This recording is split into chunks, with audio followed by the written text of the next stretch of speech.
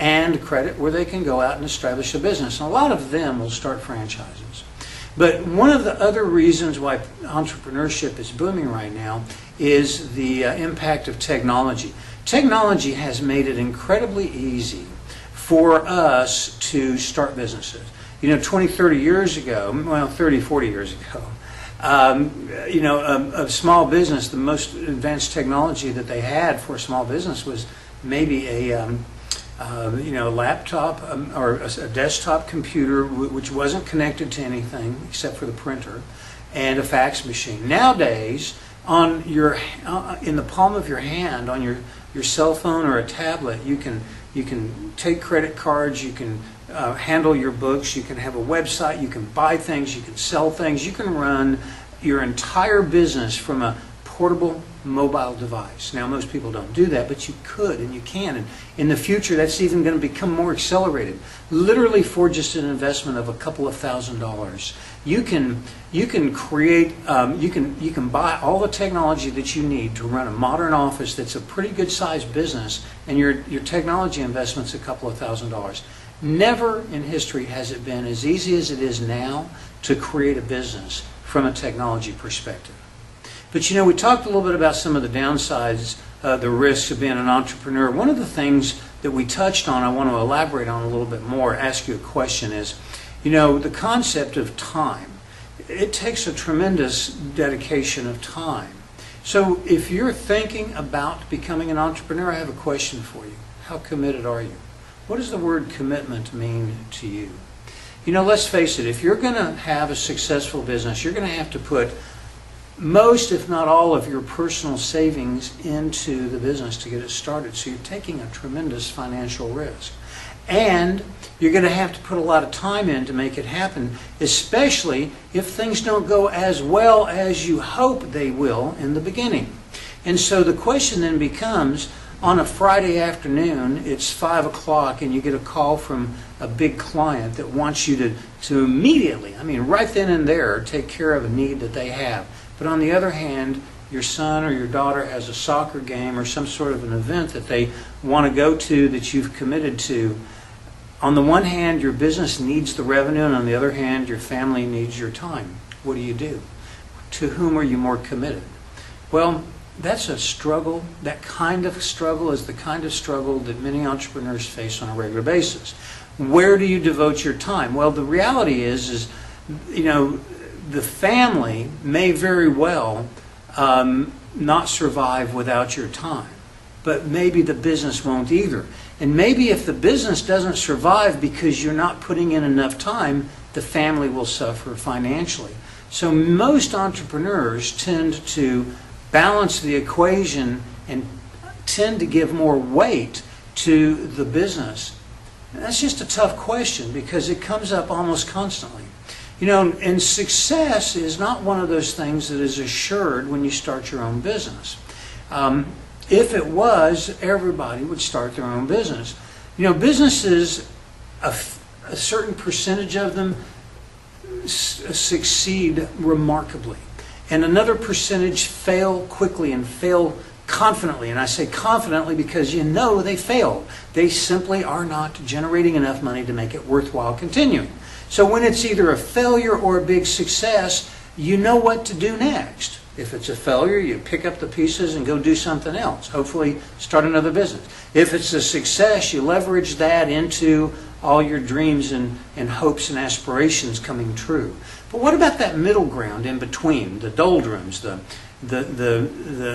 undefinable, you don't know if it's a success, you don't know if it's a failure, it's generating some money and you have lots of hopes and expectations that maybe if you hang in there a little longer it'll get better. That's one of the big challenges for entrepreneurs because, again, if it's a failure, it's kind of a blessing to know that you can stop and move on. And if it's a big success, that's wonderful. But in the middle area where it's gray and you're not really a failure but you're not really a success, how do you know when it's the right time to make a change and to throw in the towel? And that's a huge challenge for a lot of entrepreneurs. So, one of the things that you have to have is a tremendous commitment and a perseverance and persistence and determination to succeed. You've got to be a bulldog and never give up. Sort of like Winston Churchill says, success comes from failing happily and taking your failures, grasping them with gusto, and moving on to the next opportunity. So, Winston Churchill's approach is really kind of interesting. Here's a guy, Winston Churchill. He won a Nobel Prize. He was elected Prime Minister of England twice during the wars, but up to that point in time, he never won an elected office. Up to the point in time that he was Prime Minister, he was unelectable, and he tried many times. He did not succeed in the popular concept of success, Winston Churchill, the leader of England during the war, until the age of 62. He continued to push like a bulldog forward and make things happen until he was 62, and he finally succeeded. Here are some other people that turned failure into success. Henry Ford. Henry Ford went broke 5 times before he founded Ford Motor Company. Walt Disney was told by his boss at a newspaper that he worked at that he just didn't have enough imagination before he went out and started a business that became Disney Corporation. Oprah Winfrey was told by a news station that she worked at that she just was unfit to be on television, and yet she became one of the most powerful TV personalities of the of ever. She's just powerful. So, some of the questions that you need to ask yourself are, do you have what it takes to be a manager? Do you have enough capital to see yourself through the struggling startup times until the business starts to cash flow?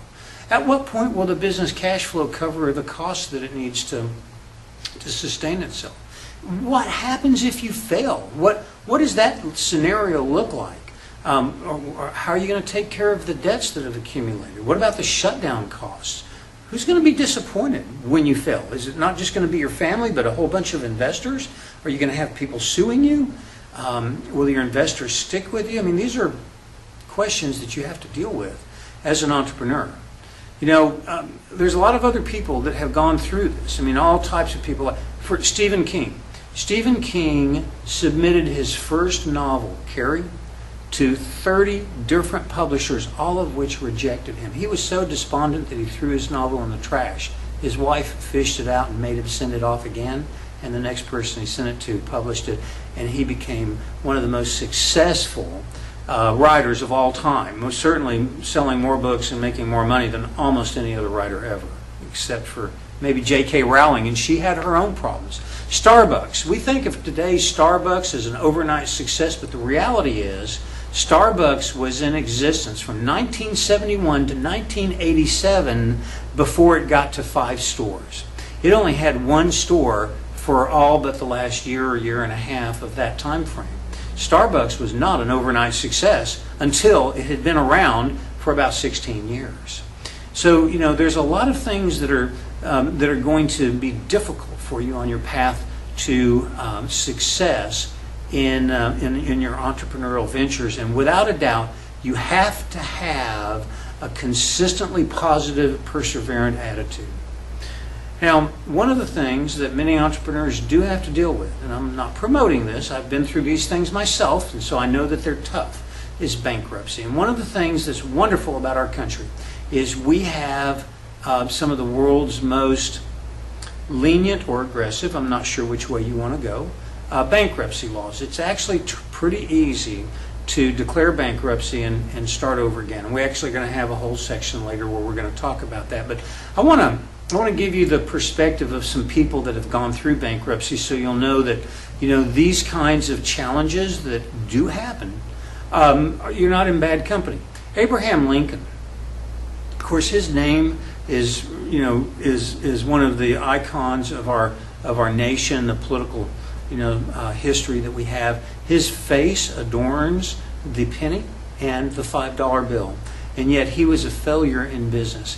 In 1832, he and some partners started a general store, and about 5 years later, 1837, the partners abandoned, and he was left holding the bag, and the business failed, and he ended up he didn't take bankruptcy at that point in time, but he did have about a 10-year payout with his investors to pay them back. He had to sell his horse, he had to sell his surveying equipment, and he had to go through some tough times.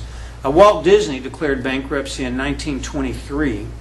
He had started a little film and cartoon production company in Kansas City, and it failed. And then in 1925, he moved out to Los Angeles, and in 1928, he created Mickey Mouse, which led to his great success. But, when you go through a bankruptcy, you go through a lot of tremendous emotional turmoil, because nobody wants to declare bankruptcy. That's not something you go to school and you go, when I grow up, I want to be bankrupt.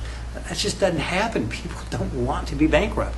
And it ends up scarring you with emotional trauma and, personal feelings of doubt. So nobody wants to go through that. H.J. Heinz of the Heinz Company, they make the ketchup. As a young man at the